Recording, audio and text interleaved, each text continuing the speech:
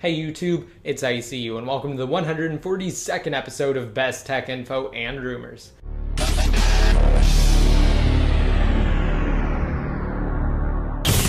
Alright, and before I begin, I just want to say that some of you may have noticed that this is my 500th video uploaded to this YouTube channel. And also, my videos are about to reach 59 million cumulative views. And that's absolutely incredible. So thank you guys so much for your continued support through all of these videos. I hope you guys like them, and I hope you guys continue watching. Alright, and with that said, I'll also discuss another giveaway I'm going to hold specifically for my 500th video. So just stick around for that towards the end of this episode. Alright, and first up in the news, according to a new report from the Chinese site WeIPhone, Apple will allegedly enhance the screen of the iPhone 5S in a rather significant way, effectively doubling the pixel count to roughly 1.5 million. Additionally, the report suggests that the iPhone 5S will feature a narrower side bezel, although it's unclear how Apple will go about engineering such a device. The report is also vague on details pertaining to how Apple will achieve a display with double the pixels of the one found on the iPhone 5, as every feasible solution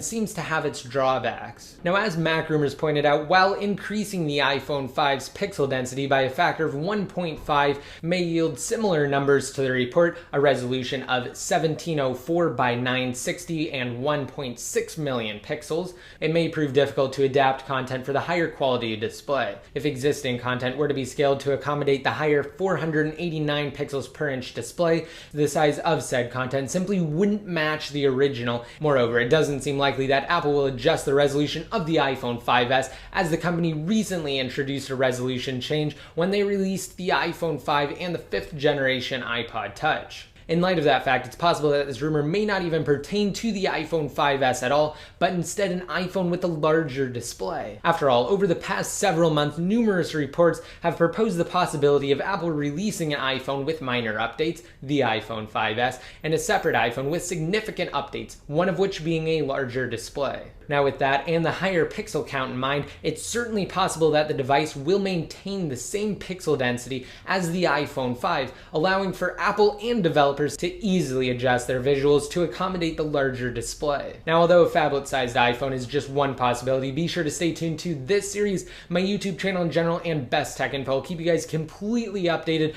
on anything and everything iPhone related. Alright, next up I want to discuss some new details in the world of jailbreaking. So to do that, I'm going to refer to an article from Evasion Jailbreak that I'll have linked to down below in the more info. Before I go over though, as I'm sure most of you are already aware, when Apple released iOS 6.1.3 to the public, they effectively patched a number of vulnerabilities that the Evasion Untethered Jailbreak utility exploited to achieve an untethered iOS 6 jailbreak. So unfortunately, newer devices on 6.1.3 and even the iPhone 5 on 6.1.4 are not currently able to jailbreak. Alright, now at the end of March, famed hacker POSIX Ninja, who's the former leader of the Chronic dev team and an instrumental contributor to the development of a number of jailbreak utilities, confirmed his efforts to create the next untethered jailbreak for the upcoming iOS 7 firmware. Now, as I've said numerous times in this series, POSIX Ninja will hold off on releasing a utility until the days of iOS 7, simply because 6.1.3 and 6.1.4 aren't substantial enough updates to warrant the use of additional vulnerabilities that could otherwise be saved for future devices and future firmwares. So by doing it this way and preserving the exploits, they should in theory be able to be used for iOS 7 as well as new devices like the iPhone 5S. And with that said, recently POSIX Ninja sent a few interesting tweets to his followers. The first tweet of interest was a link to a video that demonstrated a rather interesting kernel exploit in OS X that causes a kernel panic when executed. Now, although it may not sound relevant to jailbreaking, the exploit also affects iOS. So in the video that POSIX Ninja linked to, the recorded text mentions that they also discovered another vulnerability that doesn't require root access to function, meaning it will be useful in the development of a jailbreak utility. And other tweets between POSIX Ninja and one of his colleagues reveal that they've discovered 3 new vulnerabilities in total. And the last thing of interest from POSIX Ninja is one of his more recent tweets, in which he states that he has to, quote, finish up code signing exploit and iOS 7 will be mine. Although this news won't yield any immediate results, it does prove that POSIX Ninja is continuing to pursue his efforts to ensure the future of jailbreaking. And just to give you guys a really quick summary, every single iDevice on iOS 6, 6.0.1, 6.0.2, 6.1, 6.1.1, and 6.1.2 can successfully jailbreak using evasion. Now this is an untethered jailbreak, which means you don't have to plug it into your computer and rerun a certain portion of a utility every time it powers off and you need to reboot it. However, if you do upgrade to 6.1.3, the only devices that can jailbreak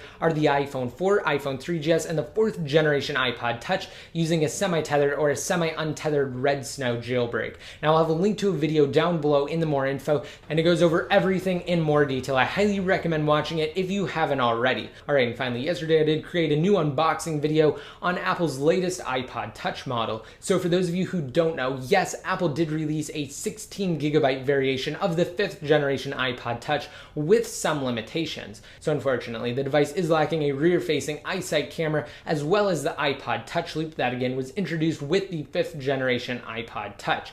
If you want the camera and the iPod Touch Loop, you'll have to spend the extra money to either get one of the 32 or 64GB capacity models. And in my unboxing video, a lot of people didn't understand the point and why anyone would get it. Well, Apple did discontinue the 4th generation iPod Touch and replaced it with this lower end entry-level 5th generation iPod Touch for $229. So instead of spending $299 for the 32GB 5th generation iPod Touch, you could go into an Apple store and spend $229 on the 16GB model. And if you want an extra chance to enter into my $100 Amazon gift card giveaway, then just be sure to go to that video, rate it up, and leave a relevant comment in the comment section. Which brings me to my next point, which are the two giveaways that I'm currently holding. So in lieu of this being my 500th video, I'm going to give away another $100 Amazon gift card once this video reaches 2,500 comments and 1,000 likes. And when that milestone is reached, I'm going to leave the code for the $100 Amazon gift card in the comment section of this video. So the first person to go to their Amazon account and add it will be the winner. However, if you miss out on your chance to win that $100 Amazon gift card, you can enter to win a new one. All you have to do is rate this video up, hit that subscribe button to be notified every time I release new videos, and simply leave a relevant comment in the comment section. If you don't know what to leave, try answering the question of the day. Do you think it was a mistake for Apple to leave out the iSight camera in the 16GB version of the 5th generation iPod Touch simply to bring its cost down? Again, let me know in the comment section or on Best Tech Info. And as always, to be updated more often, just be sure to like me on Facebook, follow me on Twitter, and add me to one of your circles inside of Google+. And until next time, this is ICU signing out.